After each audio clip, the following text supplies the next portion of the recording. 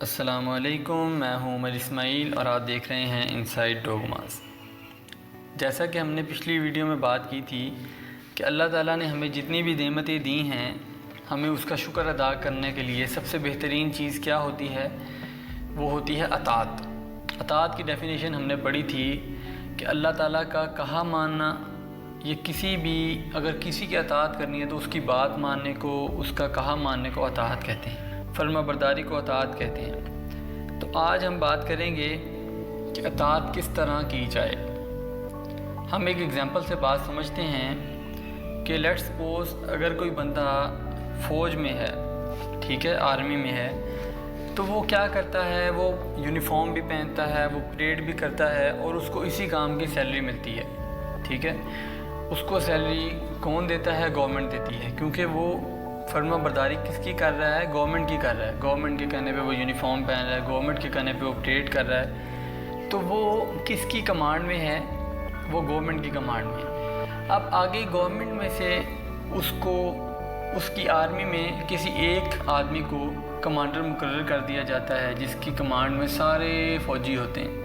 وہ ایک فوجی ان سب کو حکم دیتا ہے کہ آپ اس طرح کریں، یہاں پہ حملہ کرنا ہے، یہاں پہ پریڈ کریں، یہاں پہ کھڑے ہوں، اس طرح ٹریننگ کریں۔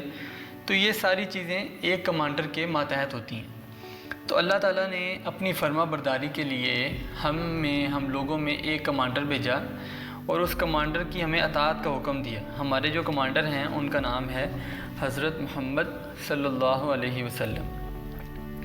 حضرت محمد صلی اللہ علیہ وسلم کی اطاعت کرنا ہم سب کو کہا گیا ہے، ہم سب کی ذمہ داری بنائی گئی ہے تاکہ ہم ان کی اطاعت کر کے اللہ تعالیٰ کا شکر ادا کر سکیں۔ اب نبی کریم صلی اللہ علیہ وسلم کے جو نام کے ساتھ، محمد کے ساتھ ہم صلی اللہ علیہ وسلم کہتے ہیں، اس کا مطلب ہوتا ہے اے اللہ اپنے نبی پر رحمتیں نازل فرما اور ہماری طرف سے انہیں سلام پہنچا دے۔ اب ہمیں نبی کریم صلی اللہ علیہ وسلم نے کیا حکم دیا ہے کہ اس چیز کو ہم نے کس طرح سمجھنا ہے، وہ میں آپ کو سٹیپ بائی سٹیپ بتاتا ہوں۔ اب دیکھیں کہ نبی کریم صلی اللہ علیہ وسلم جب دنیا میں نہیں آئے تھے، ان کی پیدائش سے پہلے لوگ اللہ تعالیٰ کو بھولے ہوئے تھے۔ کوئی بتوں کی پوجا کرتا تھا، کوئی انسانوں کو خدا سمجھتا تھا، کوئی سورج کی پوجا کرتا تھا، کوئی جانوروں کے آگے جھکتا تھا۔ تو جب نبی کریم صلی اللہ علیہ وسلم دنیا میں آئے، اللہ تعالیٰ نے ان کو نبوت عطا کی، تو نبی اس کو کہتے ہیں جو اللہ تعالیٰ کے پیغامات کو بندوں تک پہنچاتا ہے۔ تو ان کو اللہ تعالیٰ نے جب نبوت عطا کی تو ان کو یہ کہا گیا کہ آپ دنیا کے اندر میرا پیغام پہنچائیں۔ تو انہوں نے پوری دنیا کو بتایا، لوگوں کو بتایا کہ اللہ تعالیٰ ایک ہے، تم ساری اللہ کی مخلوق ہو، ٹھیک ہے، اور اللہ تعالیٰ کی مخلوق میں انسان کو سب سے بہتر بنایا گیا ہے اور تم سب سے بہتر مخلوق ہو، اسی لیے اللہ تعالیٰ کے سامنے اپنی پیشانی جھکاؤ، سجدہ کرو، اس کے سوا کسی سے نہ ڈرو، کسی سے نہ ہاتھ پھیلاؤ۔ وہی روزی دیتا ہے، وہی صحت دیتا ہے، وہی عزت دیتا ہے، انسان کو وہی پیدا کرتا ہے، وہی مارتا ہے۔ وہی اللہ تعالیٰ ہے جو انسان کو عزت دیتا ہے، وہی اللہ تعالیٰ ہے جو انسان کو ذلیل کرتا ہے۔ تو جس کو اللہ تعالیٰ عزت دینا چاہے اس کو کوئی ذلیل نہیں کر سکتا، اور جس کو اللہ تعالیٰ عزت نہ دے اس کو کوئی عزت نہیں دے سکتا۔ یہ ساری باتیں انہوں نے لوگوں کو بتائیں۔